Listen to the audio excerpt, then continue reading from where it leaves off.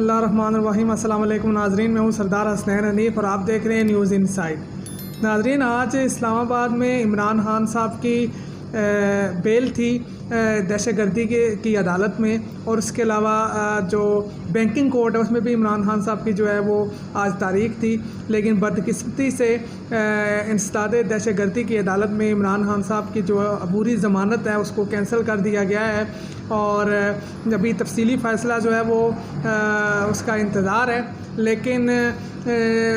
जो हालांकि जो मोअज़्ज़िज़ जज साहब हैं उनके सामने जो है वो मेडिकल रिपोर्ट्स भी रखी गई इमरान खान साहब की कि वो जो है वो कल चलने से जो है वो कासिर हैं, और उन पे जो दहशतगर्दी का हमला हुआ है उसके बाद जो है वो अभी तक अपने घर में मुकीम और मुकम्मल तौर पर रिकवर नहीं हो सके, तो लिहाजा उनको जो है वो अबूरी ज़मानत ग्रांट की जाए। लेकिन बदकिस्मती से जो मोअज़्ज़िज़ जज हैं उन्होंने जो है वो इस एप्लीकेशन को एक्सेप्ट नहीं किया, और उन्होंने इमरान खान साहब की जो है वो अबूरी ज़मानत कैंसल कर दी है। नाज़रीन, अब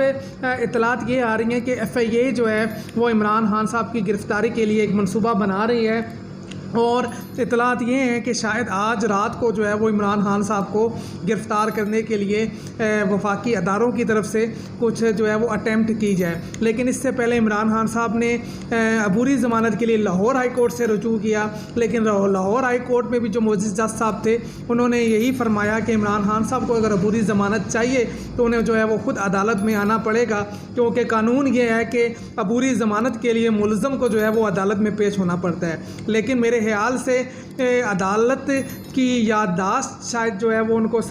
कुछ मुतासिर है, क्योंकि हमज़ा शहबाज साहब के घर जब रेड हुआ था तो वो अदालत में पेश नहीं हुए थे, और इसी लाहौर हाई कोर्ट से जो है उन्हें अदालत में पेश हुए बगैर अबूरी ज़मानत ग्रांट कर दी गई थी। और एक और फ़ैसला भी हम जो है वो लाहौर हाई कोर्ट को याद करवाते चलें कि एक सज़ा याफ्ता मुजरम जो है वो इससे पहले कभी भी पाकिस्तान की तारीख़ में ये नहीं हुआ था कि उसे इलाज करवाने के लिए मुल्क से बाहर भेजा जाए और उसके बाद जो है वो वापस ना आए, और मुल्क से बाहर भेजने के लिए किसी सज़ा याफ्ता मुजरम को जो है वो मुल्क में कोई इस तरह का कानून भी मौजूद नहीं था। लेकिन फिर भी हमारी मोअज़्ज़िज़ अदालतों ने जो है वो एक सज़ा याफ्ता मुजरम को जो है वो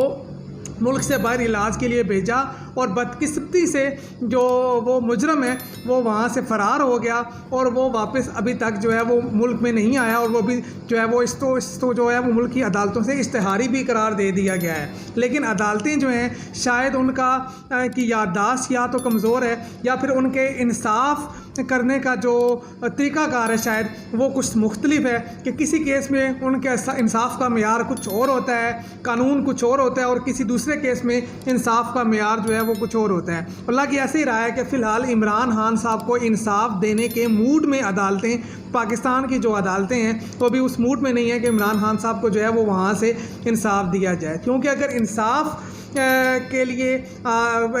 के मेयार पे आप नज़र डालें तो हमज़ा शहबाज साहब को जो अबूरी ज़मानत दी गई थी उसमें वो अदालत पेश नहीं हुए थे, और इसी तरह जो है वो इमरान खान साहब जिस तरह दहशतगर्दी में के हमले में जो है वो ज़ख्मी होने के बाद जिस तरह अभी तक वो घर में मुकीम है, वो किसी भी सियासी इज्तिमा में शिरकत के लिए भी वो घर से बाहर नहीं निकले, और जिस तरह इमरान खान साहब की जान को जो है वो ख़तरा है, सिक्योरिटी थ्रेट्स हैं, तो इतने सारे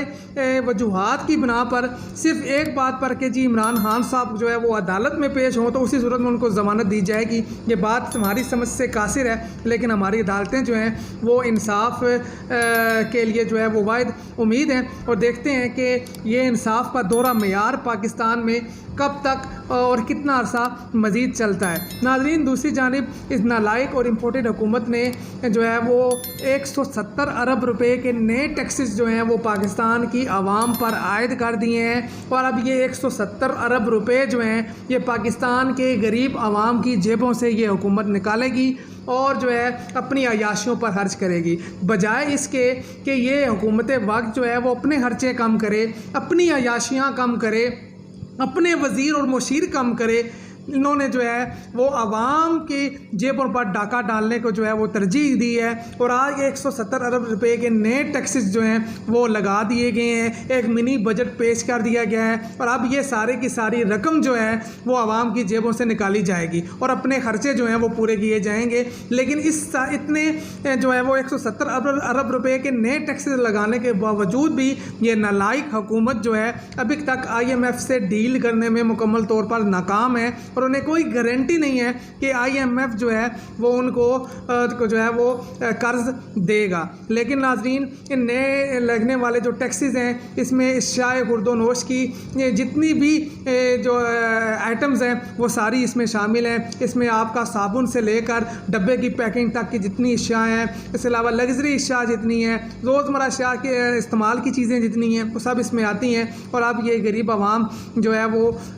इस महंगाई की जो कीमत है वो अदा करेगी और इस नालायक हुकूमत की नालायकियों की जो कीमत है वो गरीब आवाम अदा करेगी। इसके साथ साथ बिजली भी जो है वो हमने आपको अपने पिछले व्लॉग में बताया था वो महंगी कर दी गई है, उस पर भी टैक्स आयद किए गए हैं। गैस जो है वो पहले महंगी कर दी गई है और अगले महीने जो आपको गैस के बिल आएंगे उसमें भी आपको खातिर ख्वाह इजाफा जो है वो नज़र आएगा। और एक और बुरी खबर ये है कि ये मौजूदा नालायक हुकूमत जो है वो पेट्रोल और डीज़ल की जो कीमतों में भी जो है वो इजाफा करने जा रहे हैं। पेट्रोल और डीज़ल पर मज़ीद टैक्सेस आयद करने जा रहे हैं और एक इतला के मुताबिक पेट्रोल और डीज़ल की जो कीमतें हैं वो पाकिस्तान में 300 रुपये तक पहुंच सकती हैं आने वाले दिनों में। और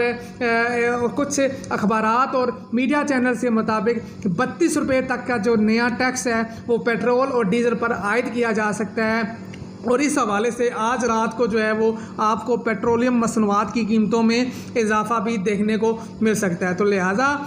गुर्बत में और महंगाई की चक्की में पिसे हुए गरीब आवाम के लिए अभी तक जो है वो कोई सुख की घड़ी आपको जो है वो आते हुए नज़र नहीं आ रही मौजूदा नालायक हुकूमत के होते हुए। और इनकी पॉलिसीज़ ने जो है जिस तरह गरीब आवाम की कमर तोड़ दी है, जिस तरह इन्होंने पाकिस्तान की मैशत के साथ खलवाड़ किया है, जिस तरह इन्होंने पाकिस्तानी रुपए की बेकदरी की है, जिस तरह डॉलर की कीमत पिछले 9 महीने में तकरीबन 90 रुपये से ज़्यादा जो है वो बढ़ी है और पाकिस्तानी रुपया गिरा है, उसके बाद जो है वो आम आदमी का गुजारा करना मज़ीद मुश्किल हो गया है। और जिस तरह अभी एक नया एडवेंचर करना चाहते हैं कि इमरान खान साहब को गिरफ़्तार करना चाहते हैं और इमरान खान साहब को गिरफ़्तार करने के बाद जो है ये पाकिस्तान तरीके इंसाफ तो तोड़ने की कोशिश करना चाहते हैं। ये और इनके जो सहूलतकार हैं वो उनकी ये ख्वाहिश है कि किसी भी तरह इमरान खान को जो है वो पाकिस्तान की सियासत से माइनस किया जाए, पाकिस्तान तरीके इंसाफ को तोड़ा जाए और मौजूदा जो कठपुतलियाँ हैं इनको जो है वो इक़्तिदार पर जमा के रखा जाए। लेकिन ये अपनी ख्वाहिश में जो है वो किस कदर कामयाब हो सकते हैं इसके बारे में तो जो है वो आने वाले दिन ही बताएंगे। लेकिन पाकिस्तान की आवाम जो है वो अभी बड़े ही वाज़ेह अंदाज में इस बात को समझ चुके हैं कि इस टाइम पाकिस्तान की मैशत की जो बुरी हालात हैं, जो पाकिस्तान के आवाम की महंगाई में की चक्की में पिसने की जो वजूहात हैं वो सब की सब इस मौजूदा नालायक रजीम चेंज के सिलसिले में वजूद में आने वाली हुकूमत की वजह से हैं। तो लिहाजा पाकिस्तान के अवाम तो एक फ़ैसला कर चुके हैं कि उन्होंने इस हुकूमत से निजात हासिल करनी है और इसी वजह से ये मौजूदा हुकूमत जो है वो इलेक्शन से भी भाग रही है। लाहौर हाई कोर्ट के फ़ैसले के बाद भी इलेक्शन कमीशन और गवर्नर पंजाब जो हैं वो इलेक्शन करवाने के लिए राज़ी नहीं है। और लाहौर हाई कोर्ट जो याद होगा आपको नाजरीन कि जब पंजाब में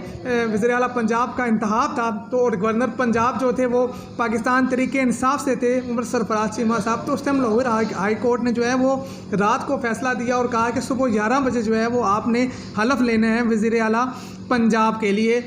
जो है वो हमजा शहबाज से। और उन्होंने असम्बली की जगह एक दूसरी जगह को भी मुकर्रर कर दिया। अपील का हक़ जो था वो भी इतने कम वक्त में जो है वो मुयस्सर नहीं था। और दूसरी जानिब अभी जो लाहौर हाई कोर्ट का फ़ैसला है उस पर अभी तक अमल दरामद नहीं हुआ और अदालत भी जो है वो खामोश है। हमें मालूम नहीं है कि पाकिस्तान में जो कानून है वो इतना अंधा क्यों है कि उसे जो है वो अपने इर्द गिर्द माशरे में होने वाले जुल्म और नाइंसाफ़ी की आवाज़ें जो है वो सुनाई क्यों नहीं दे रही और कुछ नज़र क्यों नहीं आ रहा। आखिर ये इंसाफ की आंखों पर बंदी पट्टी तब कब तक जो है वो